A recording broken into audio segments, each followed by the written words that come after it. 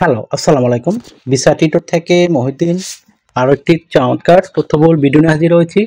আজকে আমরা যে দেশের ভিসা, ব্যবসা, জব নিয়ে কথাবার্তা বলবো সেটি হলো সেন্ট কিটস।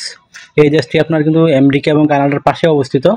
তো এখানে কিন্তু আপনার বাংলাদেশি যারা রয়েছেন তাদের জন্য অন অ্যারাইভাল ভিসা রয়েছে। মানে আপনি ওই দেশের বিমানবন্দরে আপনার প্রয়োজনীয় ডকুমেন্ট নিয়ে হাজির হলে তারা আপনাকে ভিসা দিয়ে দেবে। আর আপনি 3 থেকে 6 মাস থাকতে পারবেন। আর এটা কিন্তু কমনওয়েলথ বোর্ডের একটা দেশ, মানে কমনওয়েলথ হওয়াতে আপনার কিন্তু এই সুবিধাগুলো পাবেন। আশা করি বিষয়টি বুঝতে পেরেছেন। তো আপনি যদি ইন্টারেস্টেড আপনি সেন্ট কিটস এ যাবেন, তাহলে আপনি পুরো ভিডিওটি দেখতে পারেন। এখানে কিন্তু আমরা টোটাল মানে কী কী ডকুমেন্ট লাগে যেগুলো রেডি করলে আপনি যেতে পারবেন সেই ডকুমেন্টগুলো টোটাল লিস্ট দিয়ে দেবো, এবং কীভাবে এগুলো রেডি করবেন তাও আমি আপনাদের দেখিয়ে দিব।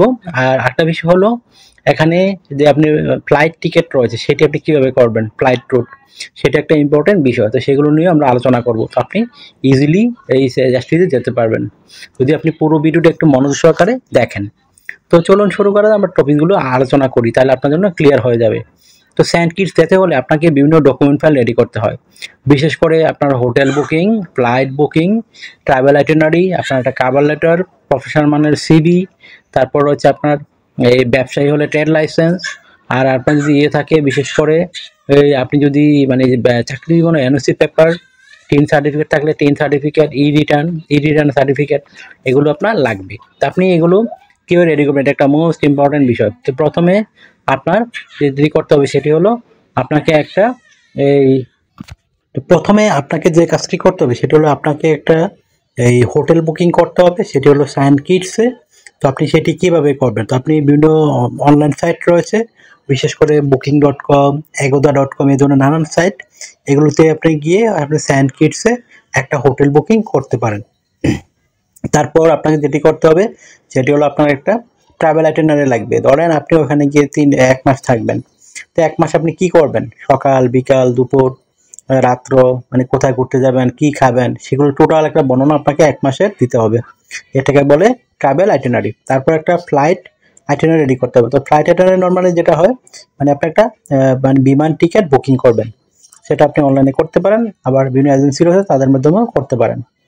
তারপর আপনি যেটি করতে হবে সেটি হলো আপনাকে একটা এই কভার লেটার লিখতে হবে।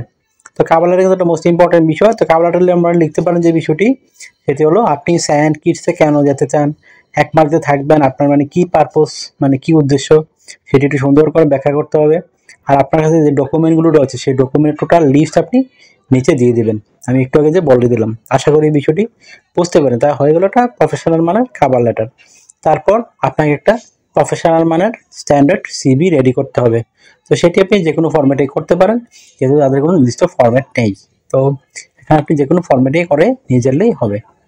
তারপর আপনাকে যে কাজটি করতে হবে সেটি হলো আপনি কীভাবে রেডি করবেন, এটা কিন্তু আমরা বিভিন্ন ভিডিওতে দেখিয়ে দিয়ে থাকি বা বলে দিয়ে থাকি। আপনারা আমার অন্যান্য ভিডিওগুলো চেক করলে কিন্তু পেয়ে যাবেন কীভাবে একটা সিভি রেডি করে থাকি। তারপর আপনি ব্যবসায়ী হলে অবশ্যই ট্রেড লাইসেন্স, আপনার বিজনেস কার্ড, তারপর আপনার যে থাকে বিশেষ করে বিভিন্ন ভ্রমণ থাকে সেগুলো আপনি উল্লেখ করতে পারেন। আর আরেকটা বিষয় হলো আপনাকে অবশ্যই মানে মিনিমাম ব্যাংক স্টেটমেন্ট একটা দেখাতে হবে, মিনিমাম 2 থেকে 3 লাখ টাকা। আর এটা আপনি রেগুলার মেনটেন করেন, এটা খেয়াল রাখতে হবে। তাহলে অনেকে বলে ডিপোর্ট হয়, তো আপনি যদি এগুলো মেনটেন করেন আপনি কখনোই ডিপোর্ট করবে না। আশা করি বিষয়টি বুঝতে পেরেছেন। তারপর আপনি চাকরিজীবী হন, অবশ্যই আপনার এনওসি পেপার লাগবে যে কোম্পানিতে কাজ করেন, আর আপনার 3 থেকে 6 মাসের স্যালারি সার্টিফিকেট। তো এগুলো আপনি সাথে দেখাতে পারেন যে আপনি জেনুইন। তারা চায় কি আপনি ট্যুরিস্ট ভিসার আগে যে আপনি যখন একটা দেশে ভ্রমণ করতে যাবেন আপনি আবার ওই দেশ থেকে ব্যাক করবেন কিনা, এটি আসলে খুব ম্যান্ডেটরি বিষয়। তখনই আপনার ইজিলি ভিসা হয়ে যায় বা রিজেক্ট হয় না। তো আশা করি বিষয়গুলো আপনাদের ধারণা হয়েছে বা বুঝতে পেরেছেন। এখন আপনি সব কিছু রেডি করার পরে আপনি এখন ফ্লাইট টিকিট কীভাবে কাটবেন। তো এটা কিন্তু আমেরিকার পাশে বা কানাডার পাশে, সেই জন্য আপনাকে ইউকে থেকে আপনি যেতে পারেন। তো আপনি এই 3 দেশ থেকে যে কোনো এক দেশে ট্রানজিট ভিসার জন্য আপনাকে আবেদন করতে হবে। তো ইউকে আপনার অনেক দূর হয়ে যায়, তো আপনি এটা করতে পারেন সহজে, কানাডার জন্য করতে পারেন। কানাডা কিন্তু বাংলাদেশ থেকে ইজিলি করা যায় বিনা ট্রানজিট ভিসা, এগুলো রিজেক্টও করে না, তাড়াতাড়ি রেজাল্ট দিয়ে দেয়। তো আপনি খুব কম খরচে কানাডা ট্রানজিট ভিসার আগে আবেদন করে তারপর সেন্ট কিটসের জন্য যেতে পারেন। আশা করি বিষয়টি বুঝতে পেরেছেন। তো আপনার যদি এই ভিডিওটি ভালো লেগে থাকে, আপনার কাছে ইন্টারেস্টিং মনে হয়, আপনি অবশ্যই পুরো ভিডিওকে লাইক করে দিবেন। আর আমার চ্যানেলে নতুন হয়ে থাকলে চ্যানেলটিকে সাবস্ক্রাইব করে বেল বাটনটি চেপে রাখতে পারেন, আপনার বেনিফিট হবে, কাজে লাগবে। আর আমরা আপডেটেড যত জব পাবলিশ হয় সেগুলো রেগুলার ভিডিও বানিয়ে থাকি এবং বিভিন্ন ট্যুরিস্টের ট্যুর সম্পর্কে রেগুলার টিপস দিয়ে থাকি। তো আপনি কিন্তু এই জন্য অথেন্টিক লিঙ্ক সহ চ্যানেল সহজে খুঁজে পাবেন না। তো এই জন্য আপনি সব তথ্য জানতে চাইলে অবশ্যই পুরো ভিডিওটি মনোযোগ করে দেখে চ্যানেলটিকে সাবস্ক্রাইব করে রেখে দেবেন। আর কিছু জানতে হলে অবশ্যই ভিডিওতে কমেন্টস করবেন। আপনারা আমাকে অনেক কল দেন, ফোন দেন, আসলে আমরা চাইলে রিসিভ করতে পারি না, এত পরিমাণ কল আসে। আপনি দয়া করে আমাকে এই হোয়াটসঅ্যাপের মধ্যে, এটা আমার হোয়াটসঅ্যাপ নাম্বার, মেসেজ দিতে পারেন, তখন আমি কিন্তু রিপ্লাই দিই। তো ভালো থাকবেন, take care, good bye, tata, অথবা আগামী কোনো ভিডিওতে আবার।